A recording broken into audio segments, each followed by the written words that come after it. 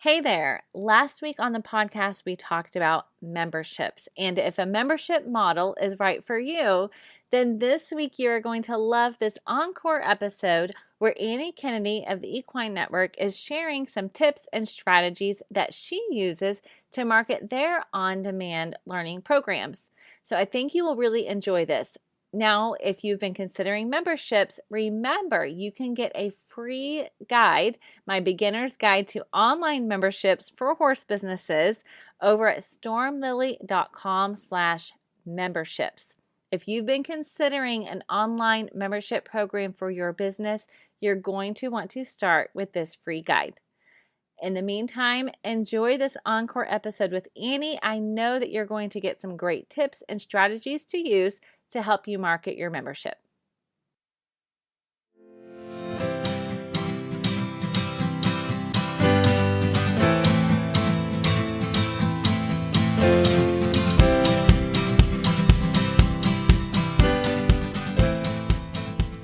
Hi there. Welcome to the How to Market Your Horse Business podcast. My name is Denise Alvarez, and I am so glad you're here with me today. Now, just a bit about myself before we jump into today's episode, which I'm very excited about because I have a special guest for you. I do like to just share a bit about myself in case we're new friends. So, as I said, Denise Alvarez is my name, and through my business, Storm Lily Marketing, I get to help horse business owners like you turn your website visitors into your customers. I do that through a few different ways, including coaching, website design and content, email marketing strategy, and my monthly membership called Social Tribe. I do each of these things because I truly do want to help you as a horse business owner be out with the horses, right? Doing what you enjoy most and the reason you started your business in the first place. So I get that not everybody loves marketing. And maybe you're here because you know you need to, but you don't really love it. So I'm glad you're here because my goal is to break marketing down to make it easy and doable, to give you some step-by-step strategies and basic how-tos so that you can not only see what's possible for your horse business, but also to guide you through that process and make it happen. And so today we're going to specifically talk about how you can market your membership. Now, before you say, Denise, I don't have a membership, first, let's talk about how they're becoming so popular because I would not be surprised if you started one of your own. And secondly, even if you're thinking, I'm never going to have a membership, I promise that what Annie has to share with us today on the podcast is really going to help you in your business marketing, okay? So, more and more, we are seeing memberships pop up in the world of horses. No matter your discipline, I guarantee you there is somebody that has a private membership. Maybe it's just a private Facebook group and people have to pay to be a member of that. Perhaps it's a pre-recorded video library where you or an expert has recorded some instructional videos and somebody is paying a monthly amount to be able to access that. That is a membership, right? Or maybe it's just on-demand education. Maybe it's more than just a video, or it's a combination. Or perhaps you've gone the route of Patreon, which is a really popular way for people to charge a little bit per month and provide some exclusive content. And that, my friend, is still just like having a membership. So the premise here is that someone is paying a monthly amount to you, to your business, for access to education, to information, or to you personally and your expertise. Now, again, you may be listening and you may already have one of these now that you've heard me talk about it. Or maybe you've considered one, but you haven't really jumped on it yet. So you're just kind of interested in the topic. I would actually love to know where you land on this. So if you would, send me a message on Instagram, Storm Lily Marketing, or shoot me an email anytime, denise@stormlily.com. Let me know. Do you have a membership? Have you considered one? What's keeping you from doing it? And if you do have one, tell me about it, okay? I want to hear about it because like I said, it's a really great way for you to have some additional revenue for your business, for you to also expand your reach and your message. So maybe somebody that lives across the country would join your membership, but they can't quite drive cross country to attend one of your clinics, right? So it really has a lot of great benefits. But this episode, it's not about the benefits of a membership. Maybe we'll do that in a future one. Instead, this episode is about how you can market your membership. Okay, so let me tell you just a bit about Annie, because that's exactly why I've invited her onto this podcast today, is to talk about marketing memberships. Now, Annie, I actually met when we were both on a panel a couple of months ago all about podcasting at an American Horse Publications conference. It was super fun. I was super honored to be on the panel. And Annie has a podcast of her own, which you will hear about in this interview.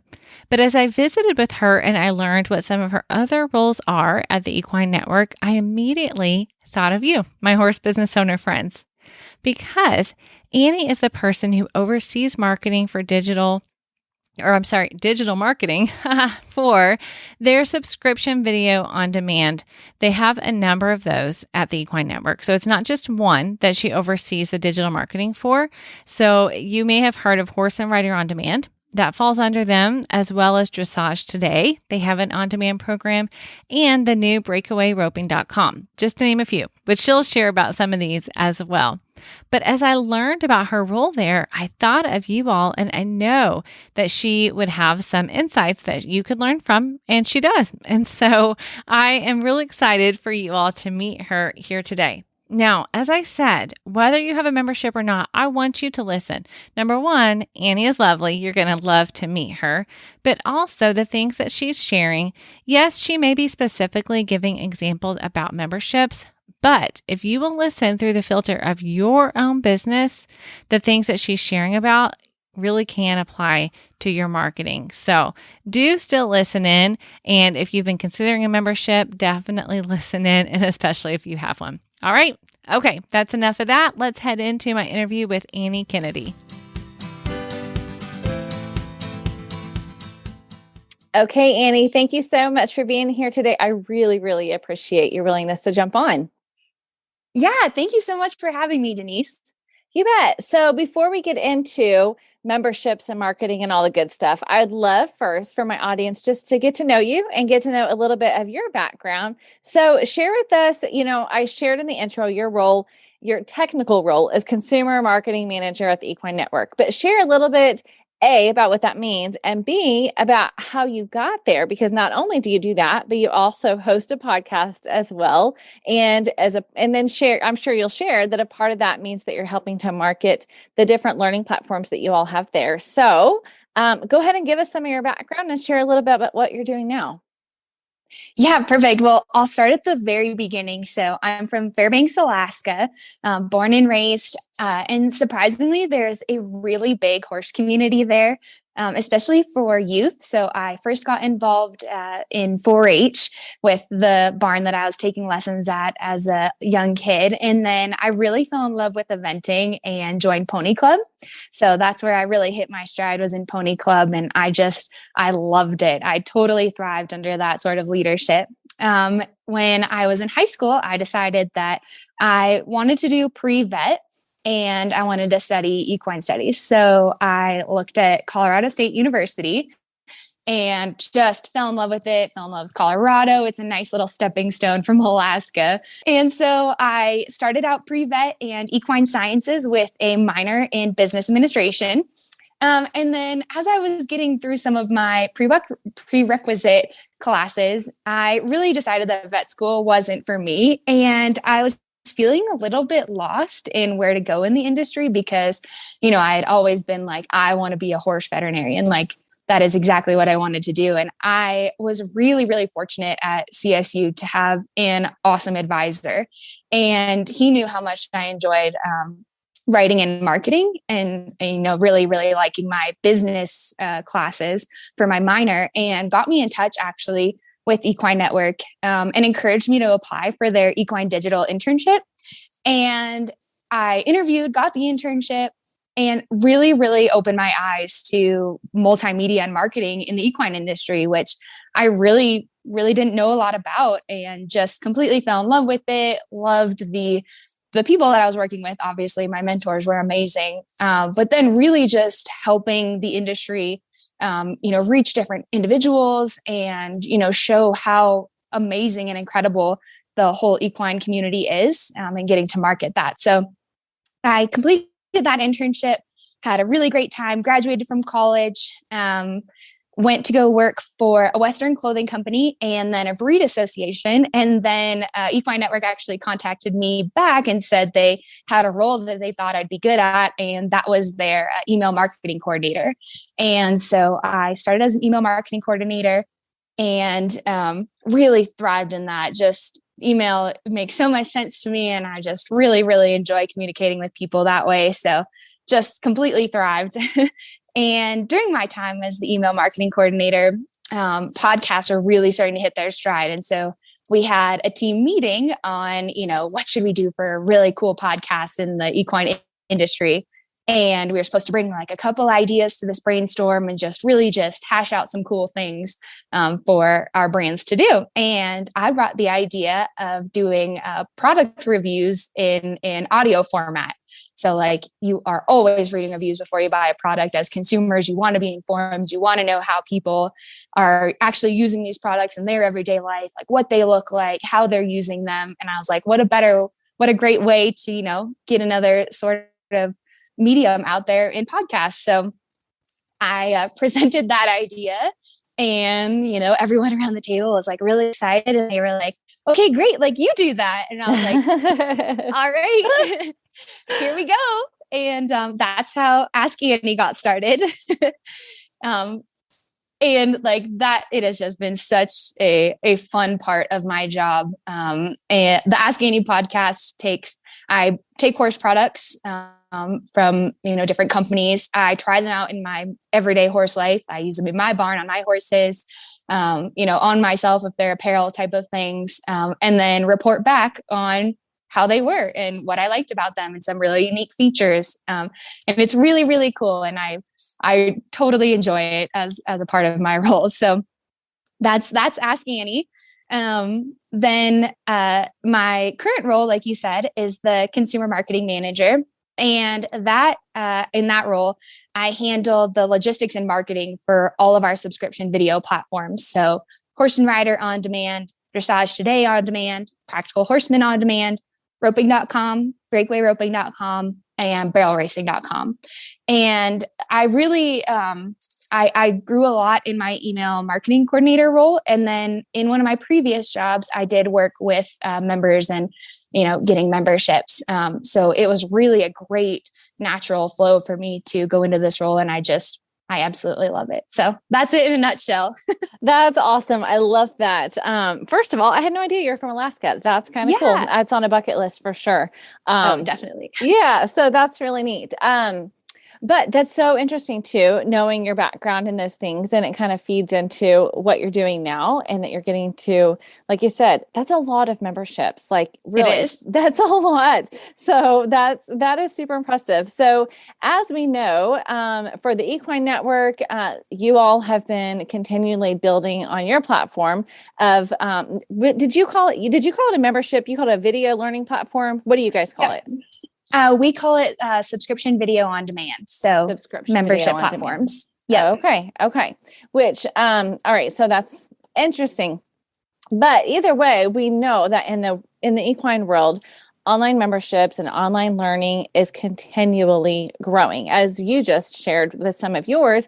And then even for people that are, I don't want to say just, but like you all are a network, you're a large company, but even for, horse trainers, that I have a client that's a horse trainer and breeder, and they have an online membership for their community, and it is their company. Like it's her and her husband, and it's expanded their reach quite a bit. It's allowing them to reach more people in a different way. And they have wait lists for their training and wait lists for their lessons. And so this was a new way for them to be able to do that. And so horse businesses of all size, disciplines, breeds are really getting the opportunity to use these online platforms to reach more people, and in the end, help more horses and help more riders, right?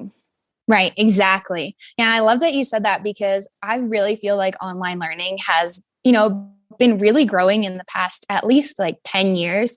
I took like math in college online, and, math isn't really one of my strong suits, but, I learned how to do it online. So I feel like we've all been kind of acclimated to online learning. And so it's just makes it so accessible for individuals to access information.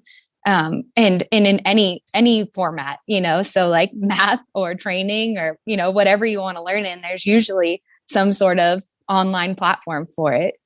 Yeah, accessibility. That's such a great Yes, word. Yeah, because it even, especially when you look at the ones you all are doing, it's giving the everyday horse person access to the pros, right? And the discipline that they're most interested exactly. in. So that's awesome. All right. So we agree it's a great Yeah. way to connect, and it's educating and it's bringing them right in. So, and then of course, for a lot of horse businesses and for you all, it's also, we are businesses. It's an additional source of revenue. And that can become, a big part of your business. So therefore, I asked you to come on to share just some of the ideas, because you are part of logistics and marketing, not part of, you are logistics and marketing for your platforms there. And so I asked you to come on and just share some ideas and tips and strategies that I think my audience of horse business owners are really going to be able to take and apply in their own businesses. Again, regardless of the size of membership, we're constantly looking to expand our reach and not only grow, but make up for lost memberships and things like that. So marketing is a part of that. So what are some strategies or tips that you have implemented there that you think have been helpful or successful for you? Yeah, well, and I think we've talked about this a little bit earlier, but the goal of all of our platforms is to connect riders and horse lovers with trainers and experts and professionals that they might not have the opportunity to ride with in other circumstances. So really just trying to help the community as a whole grow. And something that has been really successful for us and is totally hitting its stride in the equine industry and just in the marketing world as a whole is authenticity. We see it everywhere. And it's something that we in the Equine Network and with these memberships really, really try to utilize, is that we are horse people behind these brands, and so are our coaches. Everyone has goals, everyone has struggles in their riding. And we really try to make it a safe space to talk and learn about the struggles that you're having. And then, discussing how our coaches ultimately help solve these struggles. So really trying to help people overcome and reach the goals that they want to reach. So the whole goal of our sites is obviously to make that connection with people within the industry, whether it be like another member on the platform or the coach that you're learning from. We want to make that connection and want to help people grow. And we really, really try to make specific marketing pieces for our individual coaches. So we show that they're human. We show that, this is where they started and this is where they are now. And these are their accolades. And these are some of the struggles that they face. We make all of our pros, specific landing pages and promo codes, and really try to allow our members to have access and feel like they are a part of this community, and that our pros are there with them. They're alongside them. They're invested in their goals. So I think, wrapping it all up, just making people realize and helping people understand that we're all horse people. At the end of the day, we all just want to be better with our horses. And so, we're just that middleman between our professionals and the consumer. So. Sure. Oh, I love that though. That is totally not where I thought you were going to start. So I love that so much. But even like as tactical as saying like, yes, the authenticity, and then where does that bleed into? Well, you're having a specific landing page for each pro. Super cool. Yeah. That they each have their own place to send their audience to learn about the program and why they're there. But like you said, to learn about their struggles and their goals and how they accomplish them. And so for horse business owners that are listening, you may or may not have multiple coaches or instructors as part of your program. It may just be you. But what you can take away from that is that you need to be the one that's being authentic along the way, right? You're the expert. Absolutely. They're paying because you're the expert. But at the same time, you want to remind them that you're human too, and you understand where they are. You've been there too, and you can kind of help them along in that process. So that's super, super good. I love that. Good. Perfect. Yeah. I totally think that's amazing. Just, letting people know that you're human too, whether if it's your business, like you said, or, you're marketing other individuals, just, showing that humanity, I think really goes a long way with people. You bet. Yeah. What else do you have? And so my next tip has to do with my previous role in email marketing. And I'm sure like every consumer, you get a lot of emails in your inbox and some are really specific to what you want. And others you're like, well, I don't really know why I got that. So one of the things that we do for email marketing with our memberships is really try to reach groups and segmented lists of individuals that are really curious about our content. So we have this area on the website that contain free playlists for all of our SVODs, and really it's an opportunity for individuals to, really get a taste of what we have to offer without, having to subscribe. So it's really just some of our good content. It's a small chunk, but, really kind of gives you a taste of what we have. And so we utilize that in our email marketing by really highlighting a topic that's really important at the moment. So, for example, we have roping.com, which is for team ropers. And there's this really, really big event coming up in December for team ropers. And so we have content specifically made to try and help you be better at that big event.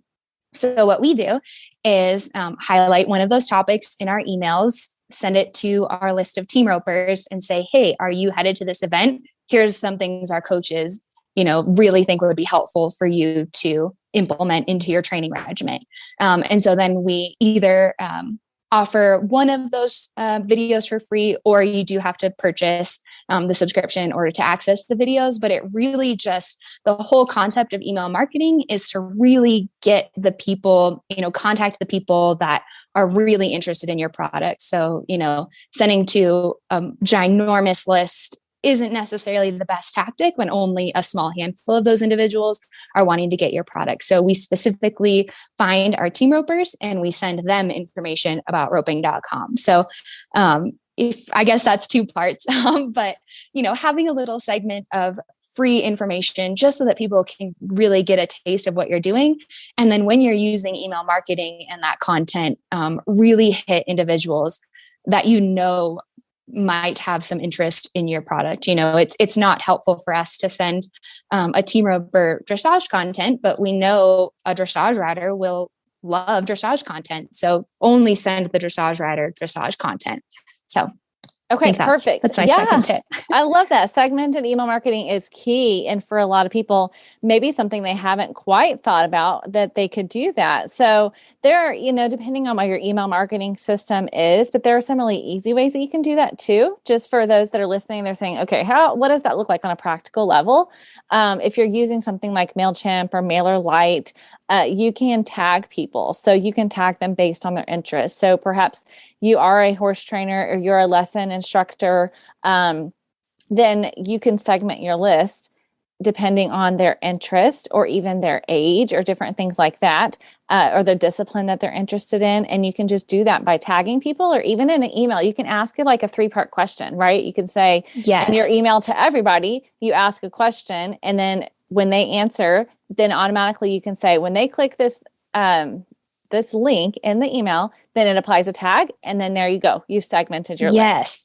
I love that you said that, because segmentation can sound so daunting, but it really can just be, like getting survey answers and, seeing what people are doing and how they're behaving with your surveys, and then segmenting accordingly. Like, it really doesn't have to be this huge, scary thing. And you don't have to start off with, that segmentation, but just learn from your contacts what they want and go from there. Yeah, absolutely. Perfect. I love that. Okay. What else do you have for us? Yeah. So my third tip has to do with social media. We are always on our phones. We have all the social apps on our phones. And the main point of social media is to interact with the community.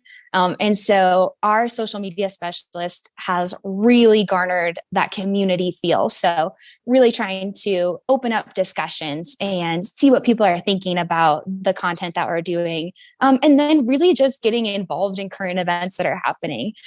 We had one of our coaches on Practical Horseman On Demand recently won a big event. And so we did a whole congratulatory post about him, and he saw it, or he probably saw it, and our members saw that he won. And so it's another way to just interact with the community and just show that we are really all connected that way. Another cool thing that we do is we have private groups for most of our memberships.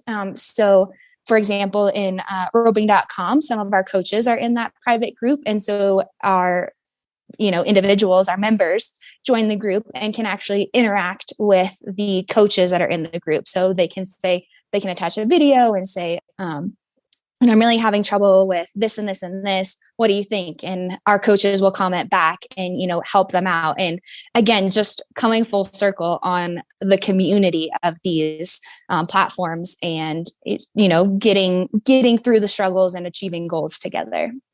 Okay. I was going to ask about that. So when you say private groups, do you mean private Facebook groups? Or do you guys have like a separate? Okay. Yeah. Okay. No, we use private Facebook groups. Okay. Which I know is pretty common nowadays for private communities to then just do Facebook groups, because that's where a lot of people already are. So they're not having to do a separate login or anything like that. Of course, you have to then manage when people leave or join and that type of thing. Right. So that can be a little bit much, but definitely it creates that community atmosphere. So is there anything on social media that you all do in particular to promote your memberships that might be a little bit different or unique to you? Yeah. So a couple of things on social media that we do to help promote, as a consumer, I know I get sick of seeing things that are like, buy now, join today, like all of those really specific call to actions that are just like purchase, purchase, purchase. And so what we try to do on social is really show the value within the membership. So it's not necessarily saying like, you can get a discounted offer when you join today. Like, we do very few of those. We really show like, are you having trouble with lead changes? Here are 3 things that our coaches have to say about lead changes. And so not necessarily pushing down the consumer's throats that they need to buy the product right now, but showing the value of the product in order to achieve the purchase, I guess is what I'm saying. So really showing what we have to offer and why it can help you. And then seeing like, oh yeah, this really does fit into my equestrian life and into my training regimen. I'm going to join this because I want to achieve and listen to the things that these individuals are having to say. So I would say like selling the product is really important, obviously. But showing the value that is within the product is something that we really, really try to hit home on social. That's super, super good. And it lines up exactly with what we've talked about here on the podcast before with just in general marketing with social media, is that serving more than you sell, right? And so what you just said is you're serving, but as you're doing that, you're building awareness, because it's not like you never mention it. You just don't mention it in the way of just selling it. It's a part of that content that initially is giving them value. Do you guys have, I know lots of people do it differently. Do you all have open enrollment year round? Do you have certain times where enrollment is open, or how does that work? Is it the same for all of your platforms? It is. Yeah. So we are always open for new members, and we're always releasing new content. All of our brands release at least 2 new videos a week, and some are more. And so some, for Horse and Rider on Demand, for example, that covers the whole Western discipline spectrum. So we'll release a cutting video, a barrel racing video, a horsemanship video, and a trail video, for example, all in 1 week. So really trying to, help people, whatever path you're on Horse and Rider on Demand, there's something that's new and upcoming for you. The other ones are a little bit more specific. So, we'll release 2 new team roping videos and 2 new breakaway roping videos on those platforms. But yeah, we are always open, always releasing new content. So yeah, anyone is welcome all the time. Okay. That's super good to know. Okay. Is there anything else? These have been super helpful. And I know that from listening, everybody's going to then go online. And so we'll tell in just a minute where they can go to find out what it looks like and how you guys market your memberships. But is there anything else that you think my listeners that are horse business owners that are very likely to have a membership platform of their own? Is there anything else you think they should know about marketing their membership? Yeah, I would say just my advice is to find where your expertise fits. If there's a need for something, go there, immerse yourself in the industry, go to events, listen to what your members are saying. It's kind of what we were talking about in email marketing.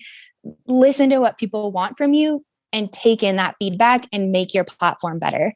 Sometimes campaigns that you think are going to be really successful aren't as successful as you think they should be. And then other ones that you have, don't have any hope and are just like, well, let's try this, thrive. So really listen to what your audience wants and go from there.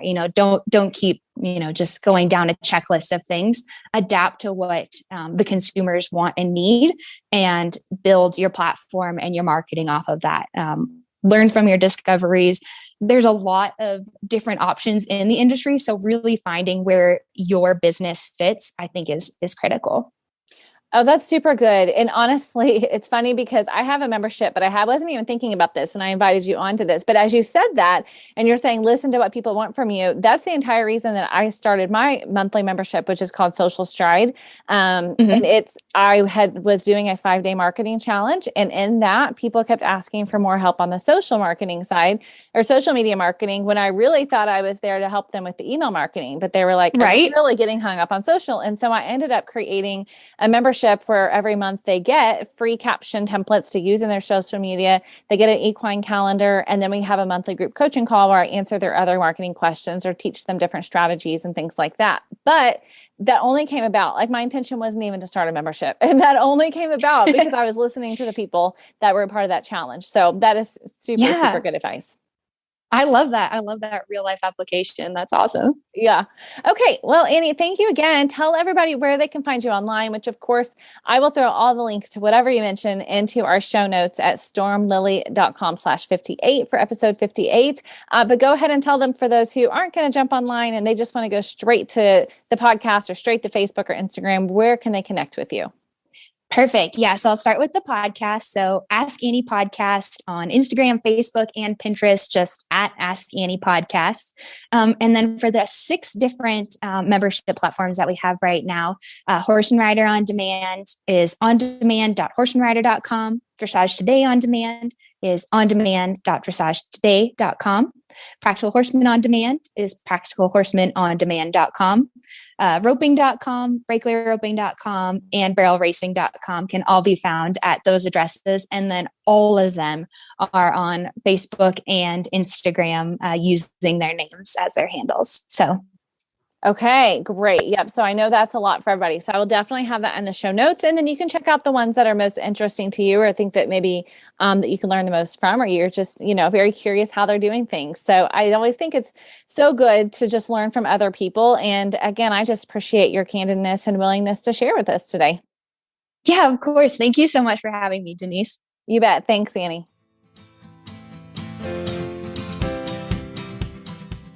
Okay, what did I tell you? Isn't Annie awesome?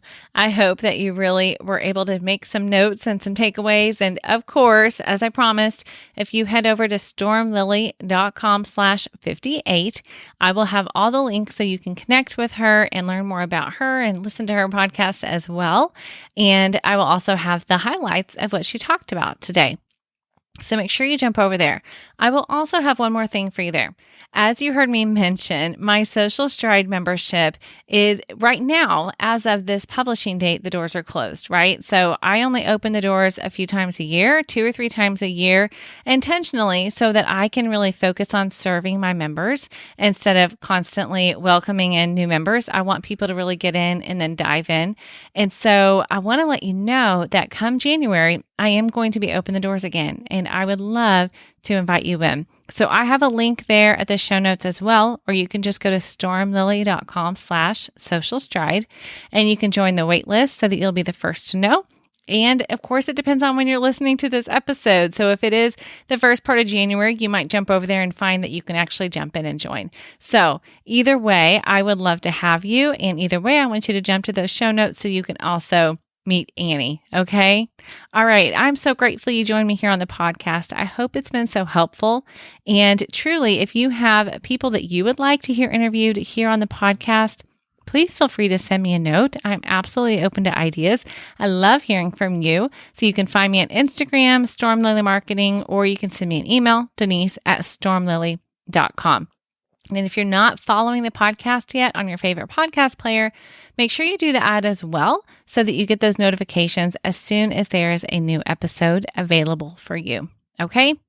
All right, friends, that's all I've got for you today. I'm so grateful you're here, and I will see you again next week with a fresh new episode. Until then, have an awesome day.